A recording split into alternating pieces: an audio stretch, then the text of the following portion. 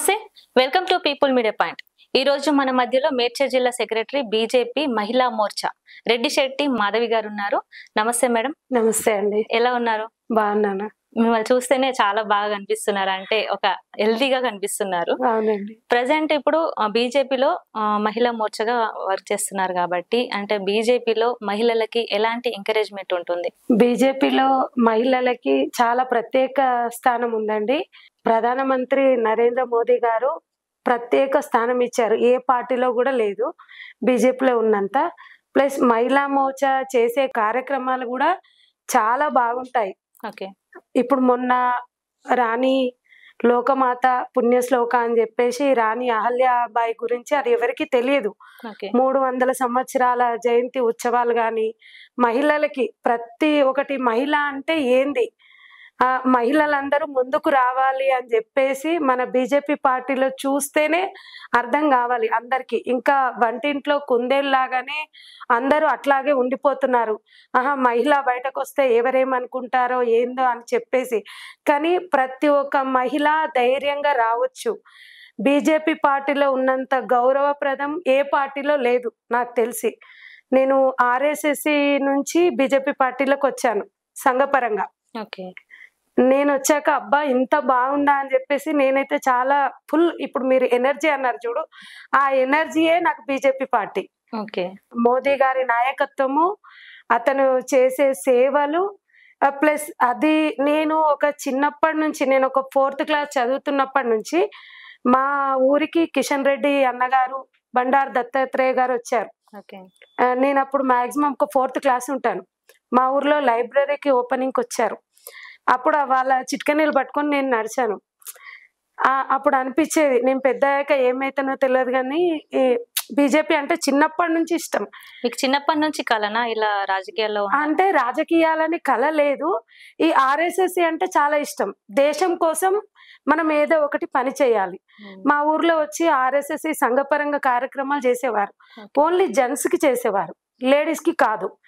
అయితే ఇప్పుడు నాకు ఈ అవకాశం వచ్చింది, మన ఉమెన్స్ కి కూడా ఉంది అని చెప్పేసి నేను రీసెంట్ గా సంఘపరంగా, అంటే ఫ్యామిలీ అంతా ఇదంతా అయిపోయిన తర్వాత నాకు ఈ వచ్చే అవకాశం ఇప్పుడు కూడా ఉంది. నేను ఎందుకు వదులుకోవాలి, నా వంతు సాయం నేను కూడా చేస్తాను సంఘపరంగా అని చెప్పేసి నేను ఆర్ఎస్ఎస్ లోకి చేరడం జరిగింది.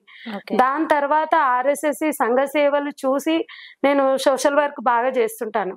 ఒక మహిళగా నేను చాలా కష్టపడ్డాను. చాలా ఆటుపోటులు ఎదుర్కొన్నాను. నేను మా అత్తగారి ఫ్యామిలీతో నుంచి బయట కొన్ని, ఇప్పుడు తెలుసు కదా మహిళ అంటే ఎట్లా అని, చాలా ఎదుర్కొని నేను బయటకు వచ్చి ఈ సంఘపరంగా ఈ ప్రత్యేక స్థానం నాకు దొరికింది అని చెప్పేసి. బీజేపీలోకి మీరు ఎలా వచ్చారు?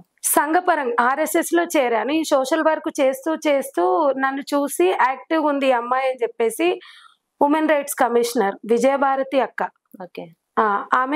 ఆమెతోని మేము సోషల్ వర్క్ చేసేవాళ్ళం. అయితే అక్క చెప్పింది, మీరు కంపల్సరీ బీజేపీలోకి రండి, బీజేపీకి మనకు సపోర్ట్ కావాలి, నరేంద్ర మోడీకి మీరు చేయాలి అని చెప్పేసి. అసలు యాక్చువల్గా నాకు అసలు ఈ పొలిటీషియన్ అంటేనే నాకు ఇంట్రెస్ట్ లేదు.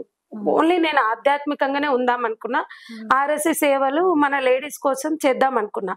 అక్క చెప్పింది. ప్లస్ బీజేపీ అంటే నరేంద్ర మోడీ అంటే చిన్నప్పటి నుంచి ఇష్టం కాబట్టి ఆ ఇష్టంతోనే ఈ వచ్చిన అవకాశాన్ని వదులుకోవద్దు అని చెప్పేసి వాళ్ళు ఒక 1 year ఫోర్స్ వల్ల దాని తర్వాత నేను పొలిటికల్ లోకి రావడం జరిగింది. అంటే ఆర్ఎస్ఎస్ భావజాలాలు చాలా డిఫరెంట్ ఉంటాయి విన్నాను, ఎలా ఉంటాయి? ఆర్ఎస్ఎస్ అంటే రాష్ట్రీయ సేవికా సమితి, దాని అర్థం రాష్ట్రం కోసం పని చేసేవాళ్ళు. ఇప్పుడు మన నరేంద్ర మోదీ ప్రధానమంత్రి కూడా ఆర్ఎస్ఎస్ భావాలతోనే బీజేపీలోకి వచ్చాడు. ఈ పొలిటికల్, ఈ కాంగ్రెస్ పార్టీ, బీఆర్ఎస్, తెలుగుదేశం ఇవి వేరుగా ఉంటాయి, బీజేపీ పార్టీ భావజావాలు వేరుగా ఉంటాయి. సంఘపరంగా మన సనాతన ధర్మం గురించి, మన హిందూ కుటుంబం గురించి, ప్రతి ఒక్క హిందువు అందరూ బాగుండాలి అని చెప్పేసి ఇది పోరాడేది ఆర్ఎస్ఎస్ అంటే.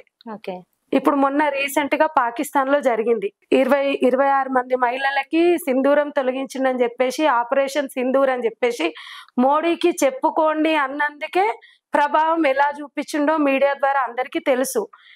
అందుకనే మన మహిళా సింధూరం తొలగించినందుకు దాని పేరే ఆపరేషన్ సింధూర్ అని పేరు పెట్టాడు.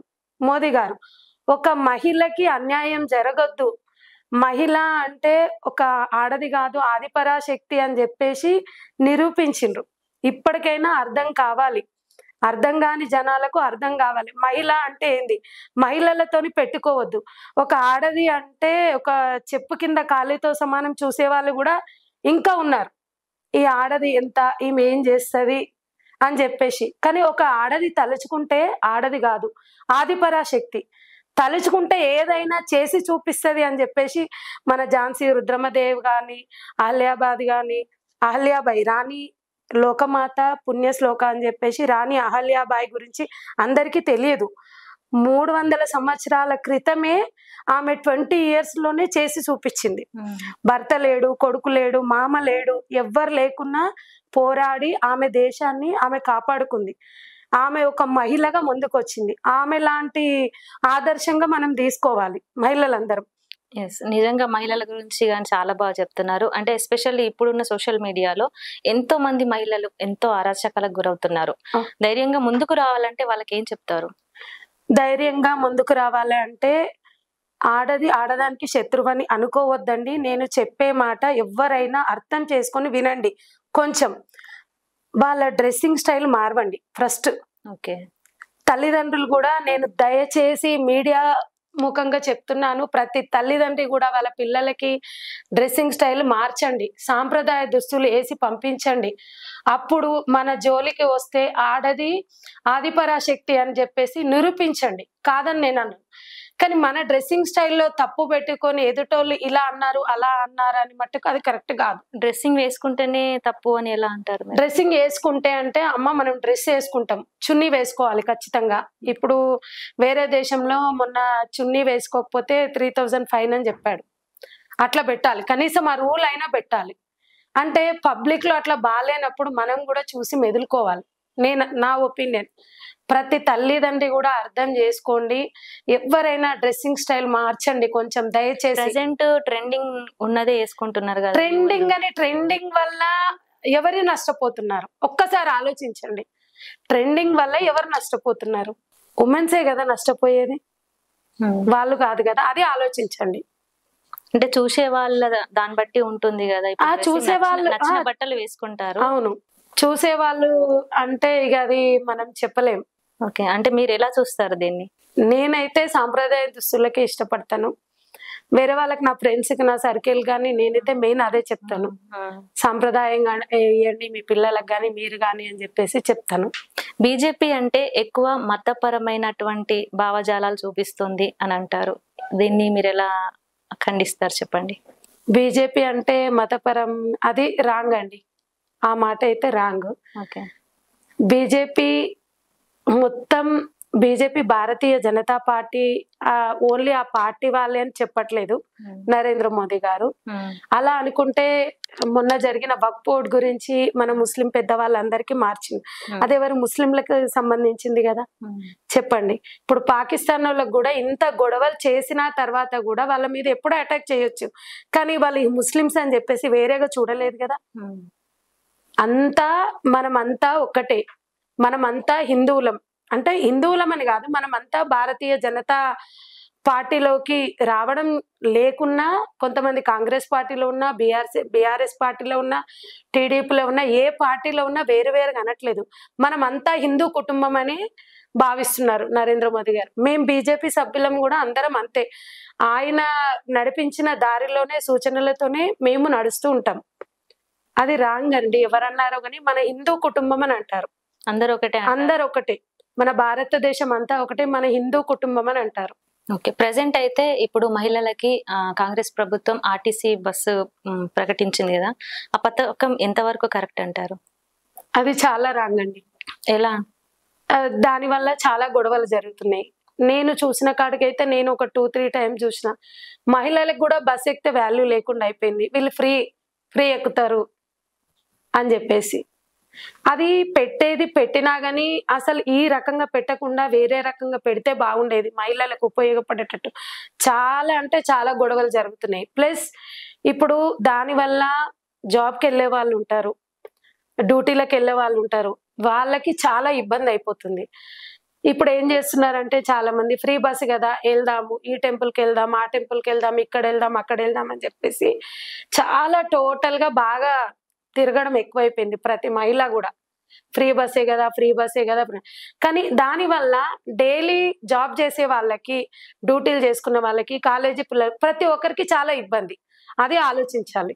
అంటే కరెక్ట్ కాదంటారా? కరెక్ట్ కాదని నేను అంటున్నాను. ఓకే, ప్రెసెంట్ అయితే కొన్ని ఇప్పుడు జాబ్ చేసే వాళ్ళకి చూసా, కాలేజ్ అట్లా చూసి ఫ్రీ బస్ పెట్టాల్సింది ఉండే. ఓకే, మహిళలకి ఫ్రీ బస్ అట్లా పెట్టాల్సింది ఉండే. ఓకే, ప్రెసెంట్ సిచ్యువేషన్ లో మేడం అంటే అందాల పోటీలని తీసుకొచ్చారు కదా రేవంత్ ప్రభుత్వం, అది ఎలా చూస్తారు మీరు? అది కరెక్ట్ అంటారా? నేనైతే రాంగ్ అంటాను. ఎలా? ఇప్పుడు ఒక మహిళతోని వాళ్ళు వేరే దేశం వాళ్ళు వచ్చి కాళ్ళు గడిపించారు మన హిందూ వాళ్ళతోని. అది సాంప్రదాయమే కదా. సాంప్రదాయం కరెక్టే, నేను కాదని నేను అన్నాను. ఇప్పుడు డబ్బులు లేవు అంటారు. ఇప్పుడు మహిళలకి 6 పథకాల గ్యారెంటీ అని చెప్పారు. ఏమి ఇచ్చారు 6 పథకాల గ్యారెంటీలో? ఒక ఫ్రీ బస్ తప్ప ఇంకా వేరే ఏమి ఇవ్వలేదు. 2500 ఇస్తానన్నాడు, ఇవ్వలేదు కదా. మరి ఉపయోగపడేటి చేయాలి మహిళలకి. దానివల్ల ఎన్ని కోట్లు ఖర్చు అయింది. దానివల్ల ఉపయోగం ఏముంది? అందాల భామలకి ఉపయోగం, కానీ వేరే వాళ్ళకైతే ఉపయోగం లేదు కదా. ఓకే మేడం, కాళ్ళు గడగడం అంటున్నారు కదా, అది ఎక్కడ చూసారు మీరు కాళ్ళు గడగడం? నేను న్యూస్ లోనే చూసానండి. అంటే అది మన సంస్కృతి, అంటే అతిథులను గౌరవించుకోవడం విధానంలో చూపించుంటారు. ఓకే, అది ఎలా చూస్తారు మీరు? ఎలా అంటారు కాళ్ళు గడిగారు అని? ఎలా అంటాను అంటే, ఒక గురువు, ఒక దేవుడు అంటే కాళ్ళు గడిగిన ఒక అర్థం ఉంటుంది. వాళ్ళు మనతో పాటు వచ్చిన మహిళలే కదా, కాళ్ళు గడగాల్సిన పని లేదు. ఒక పూలదండ వేయచ్చు, ఒక శాలువా కప్పొచ్చు, ఒక ఫ్లవర్ బుకే ఇవ్వచ్చు.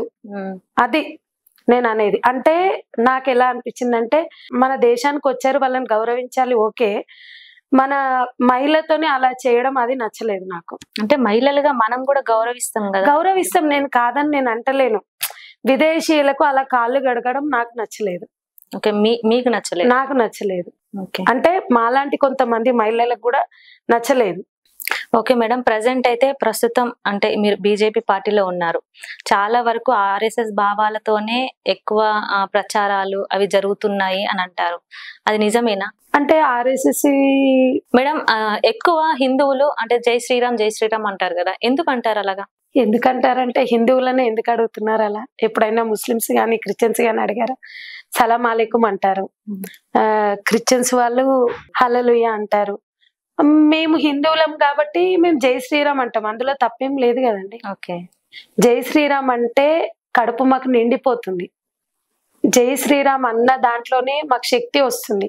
జై శ్రీరామ్ అన్న దాంట్లోనే ఎన్నో అర్థాలు ఉన్నాయి. దాంట్లో అర్థం చేసుకుంటే దాని గురించి చెప్పాలంటే చాలా ఉంది. ఓకే, మీరు ఎక్కువ దేన్ని బిలీవ్ చేస్తారు? ఏ దేవుణ్ణి బిలీవ్ చేస్తారు? నేను ఎక్కువ దత్తాత్రేయుని నమ్ముతాను, అమ్మవారిని, లలితామాతని. ఓకే, మాకు ఈ లలితా పారాయణ టీం ఉంటుంది. ప్రతి శుక్రవారం మేము గుడిలో చేస్తాము, లేదంటే ఎవరింటికన్నా వెళ్ళి కూడా చేస్తాం. వాళ్ళకి మంచి జరగాలని చెప్పేసి, ఇంట్లో జరిగితే బాగుంటది పారాయణ అని చెప్పేసి మమ్మల్ని పిలిచి పెట్టించుకుంటారు. పారాయణ చేయండి అని చెప్పేసి పిలుస్తారు. ఎక్కడికైనా వెళ్ళి మేము ఫ్రీగా చేస్తాం. మీకు ముస్లిమ్స్, హిందూ, క్రిస్టియన్స్ ఫ్రెండ్స్ ఉన్నారా? ఉన్నారు, కానీ చాలా తక్కువ. అంటే వాళ్ళతో అంటే ఇలాంటి అంటే మత మార్పిడి విధంగా మాట్లాడే విధంగా ఏమైనా చేస్తారా? అలాంటిది ఇప్పటి వరకైతే చేయలేదు. వస్తే మటు కంపల్సరీ చేస్తాను. ఎందుకు చెప్తుంటారు. ఎందుకు అలా చేస్తారు? అంటే మత మార్పిడి ఎందుకు జరగాలి? మనం అంతా హిందువులమే. నేను అనేది ముస్లిమ్స్ కూడా ఒకరు గౌరవించుకోవచ్చు కదా. ఇప్పుడు విలువల్ని మేము అంటే క్రిస్టియన్స్ గౌరవిస్తారు, అవును, వారి విలువల్ని మీరు గౌరవిస్తాం. కానీ మన విలువల్ని వాళ్ళు గౌరవించారు కదా. ఇప్పుడు వాళ్ళు ఇచ్చిన ప్రసాదం మనం తింటాం, మనం ఇచ్చిన ప్రసాదం వాళ్ళు తింటారా? తినరు. ఇప్పుడు వాళ్ళలో ఉన్న బ్లడ్ అదే రెడ్ కలర్ ఉంటది, మనలోనే ఉన్న బ్లడ్ రెడ్ కలరే ఉంటది. ముస్లిం అని చెప్పి వేరే ఉండదు, క్రిస్టియన్ అని వేరే ఉండదు. వీళ్ళంతా ఈ పబ్లిక్ లో వీళ్ళు సృష్టించుకున్నది తప్ప, వాళ్ళ ఒపీనియన్ మార్చుకున్నది తప్ప. ఇప్పుడు మన హిందువులలో ఉన్న వాళ్ళు కూడా క్రిస్టియన్ మతంలోకి మారిపోతున్నారు. చాలా మంది కన్వర్ట్ అయ్యారు, వాళ్ళకి నచ్చిన దేవుడికి వెళ్ళిపోతున్నారు. ఓకే మేడం, ప్రస్తుతం అయితే మహిళలకి మీరు అంటే ఇప్పుడు పార్టీ పరంగా గానీ అంటే వాళ్ళకి నచ్చిన విధంగా బ్రతకాలన్నా గానీ వాళ్ళకి ఏం చెప్తారు? నచ్చిన విధంగా బ్రతకాలి అంటే అంటే ఇండిపెండెంట్ గా ఎవరైనా ఉన్న వాళ్ళకి ఎలా ఉండాలి, సమాజంలో సొసైటీలో ఎలా బ్రతకాలి అంటే మీరు చూసిన, మీరు ఎన్నో ఎక్స్పీరియన్స్ చేసి ఉంటారు కదా, ఎన్నో కష్టాల నుంచి ఒడిదుడుకుల నుంచి వచ్చి ఉంటారు కాబట్టి మీ ఎక్స్పీరియన్స్ ని వారికి చెప్పండి. తన ధైర్యమే తనకు శక్తి. ఫస్ట్ ప్రతి మహిళ ఎవరు ఎన్ని చెప్పినా తన ధైర్యమే తనకు ఉంటుంది. తను అనుకున్నది కరెక్ట్ గా మన సనాతన ధర్మం పాటిస్తూ, దానితో పాటు మన ధైర్యాన్ని పాటిస్తూ, మనం న్యాయంగా ఉన్నామా లేదా, మనం కరెక్ట్ గా పని చేస్తున్నామా లేదా అని చెప్పేసి చూసుకుంటూ ముందుకు వెళ్ళిపోవచ్చు. అంటే నా ఒపీనియన్ మట్టుకు. మీరు ఒకటి చెప్పారు మేడం ఇంతకు ముందు, డ్రెస్సింగ్ స్టైల్ అని. డ్రెస్సింగ్ స్టైల్ ఇప్పుడున్న సిచ్యువేషన్ ట్రెండింగ్ లో వేస్తున్నారు, బట్ మూవీస్ నుంచి కూడా ప్రభావితం అనేది పడుతుంది. అవును. సో ఇప్పుడు దీన్ని బట్టి చూస్తే సినిమా వాళ్ళకి, దర్శకులకి మీరు ఏం చెప్తారు? సినిమా వాళ్ళకి ఇప్పుడు వాళ్ళు ఎన్నో సినిమాలు తీస్తున్నారు, వాళ్ళ డ్రెస్సింగ్ స్టైల్ ఎలా ఉంటుంది? ఒక హీరోయిన్ చూపించాలంటే మొత్తం ఎక్స్పోజ్ చేస్తారు కంపల్సరీ. ఇప్పుడు వాళ్ళకి ఏం చెప్తారు? మీరు చెప్పారు కదా వాళ్ళకు ఏంటంటే, నేను కాదు ఇంతకు ముందు డ్రెస్సింగ్ స్టైల్ మారవాలండి. వాళ్ళు కూడా వాళ్ళని చూసే వీళ్ళు వేసుకుంటున్నారు. ఓకే, ఒక హీరోయిన్ వేసుకుంది, ఒక హీరో వేసుకున్నాడు, ఓ హీరోయిన్ డ్రెస్. ఇప్పుడు షాప్ వాళ్ళు కూడా వచ్చి మాల్స్ వాళ్ళు ఇది హీరోయిన్ డ్రెస్, ఈ సినిమా డ్రెస్ అని చెప్పేసి చూపిస్తున్నారు. వాళ్ళు కూడా కొంచెం మారిస్తే మన ఆడవాళ్ళకి గౌరవంగా ఉంటుందని నేను అనుకుంటున్నాను. ఎలాంటి సినిమాలు తీయచ్చు అంటారు? ఎలాంటి అంటే ఆడవాళ్ళని మెయిన్ గా చూపిస్తున్నారు కదా ఎక్స్పోజ్ చేసి, ఎలా అంటే వాళ్ళకి ఎలాంటి సూచనలు ఇస్తారు మీరు? మన ఛత్రపతి శివాజీ గురించి తీశారు సినిమా, అది ఎలా ఉంది? ఇప్పుడు కొన్ని స్టోరీస్ ఉన్నాయి. ఇప్పుడు ఝాన్సీ రుద్రమదేవి ఉంది, ఇప్పుడు రాణి అహల్యాబాయి గురించి ఉంది. ఇట్లాంటి కొంతమంది ఆడవాళ్ళ ఎన్నో ముందుకు నడిపించిన ఆడవాళ్ళు ఉన్నారు. అట్లాంటి సినిమాలు తీసి చూపిస్తే ఈ జనరేషన్ కి మన మహిళ అంటే ఏందో అనేది కూడా అర్థమవుతుంది. ఇప్పుడు మదర్ తెరిసా ఉంది, ఆమె ఎంతో కష్టపడ్డది. ఇట్లా కొంతమందిని ఆదర్శంగా తీసుకొని సినిమాలు తీస్తే ఈ జనరేషన్ కి అర్థం అవుతుంది ఎలా ఉండాలి, ఎలా ముందుకెళ్ళాలి అని చెప్పేసి. ఓకే మేడం, చాలా బాగా చెప్పారు. అంటే ఫర్దర్ గా ఇప్పుడు బీజేపీలో మహిళా సెక్రటరీగా ఉన్నారు కదా, నెక్స్ట్ స్టెప్ ఏం చేయాలనుకుంటున్నారు? ఏంటంటే ఏదైనా వేరే పోస్ట్ ఆలోచిస్తున్నారా? నేనైతే ఇప్పటి వరకు ఏం అనుకోలేదు. నా యాక్టివ్ చూసి వాళ్ళే ఇస్తారని అనుకుంటున్నాను. నేను ఏంటంటే మహిళల కోసం ఏదైనా ఒక 1 రూపీ కూడా నేను డబ్బులు తీసుకోనండి. మేము ఎక్కడికి వెళ్ళినా మా డబ్బులు మేము పెట్టుకొని వెళ్తాం. వేరే వాళ్ళు ఏమంటారంటే, రండి ఇట్లా పార్టీ మీటింగ్ ఉంది, ఇట్లా కొంచెం ర్యాలీ ఉంది రండి అంటే వేరే పార్టీ వాళ్ళు డబ్బులు ఇచ్చినట్టుగా డబ్బులు ఇస్తారా వస్తామని అంటారు. కానీ బీజేపీ పార్టీ డబ్బులు ఇవ్వదు, దేశం కోసం పనిచేస్తుంది బీజేపీ పార్టీ. మేము కూడా ఎక్కడికి వెళ్ళినా మా డబ్బులు మేము ఖర్చు పెట్టుకుని వెళ్తున్నాం. మీ ఓన్ గా పెట్టుకుంటారా? లేదు, పార్టీ పరంగా 1 రూపీ కూడా మాకు రాదు. మేము ఎక్కడికైనా మా ఓన్ డబ్బులు పెట్టుకుని వెళ్తాం. దేశం కోసం నరేంద్ర మోదీ 18 గంటలు వర్క్ చేస్తున్నాడు మన కోసం. మన వంతు మనం చేయాలి, మనం కూడా ఇక్కడ లోకల్లా మారవాలి అని చెప్పేసి మా డబ్బులు మేము పెట్టుకొని వెళ్తాం అక్కడికి. వేరే వాళ్ళ నుంచి లాభం ఏంటి మేడం? ఇప్పుడు అక్కడ అంటే సేవ పరంగానే వెళ్తాం. అప్పుడు మీరు ఏం చేస్తారు మరి? ఇప్పుడు డబ్బులు ఎక్కడి నుంచి వస్తాయి? మా డబ్బులు మేము అంతే ఓన్ గా పెట్టుకోవడం. ఇప్పుడు దేశం కోసం ఇప్పుడు మేము ఏమనుకుంటామంటే, అక్కడ ఆర్మీ వాళ్ళు వర్క్ చేస్తున్నారు. ఆర్మీ వాళ్ళు మన బార్డర్ లో లేకపోతే మనం ఇక్కడ ఇంత బాగా ఉండేవాళ్ళం కాదు. ఇట్లా ఏసీలలో కూర్చొని మాట్లాడుకునేటోళ్ళం కాదు. ఇప్పుడు మన బార్డర్లకు వెళ్ళినందుకే వాళ్ళు ఎంత అగత్యాలు చేసి మన హిందువులను చంపేశారు, మరి పేరడిగి మరీ చంపేశారు. కాబట్టి మనం దేశం కోసం అక్కడ బార్డర్లో లేకున్నా ఒక గల్లీ ఊరు డిస్టిక్ ఇట్లా గల్లీ వైజ్ గా తయారు చేయాలి. గల్లీ వైజ్ గా ఊరు వైజ్ గా మారాలి. మనం మారుతూ మనం ఒక 100 మంది, నా 100 మంది, ఇంకో 100 మంది, ఇంకో 100 మంది, మనం గట్టిగా కావాలి. మనం అంతా హిందువులం అని చెప్పేసి వేరే భేదభావం లేదండి. బీజేపీ పార్టీ ముస్లిమ్స్ వేరు, క్రిస్టియన్స్ వేరు అని అనట్లేదు. మొత్తం హిందూ కుటుంబం అని అంటున్నారు మోదీ గారు. అది కొంచెం అర్థం చేసుకోండి.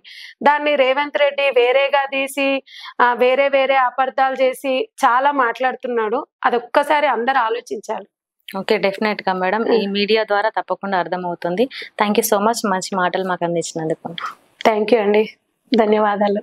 లైక్ చేయండి, షేర్ చేయండి, సబ్స్క్రైబ్ చేయండి. మరిన్ని వీడియోల కోసం బెల్ సింబల్ పై క్లిక్ చేయండి.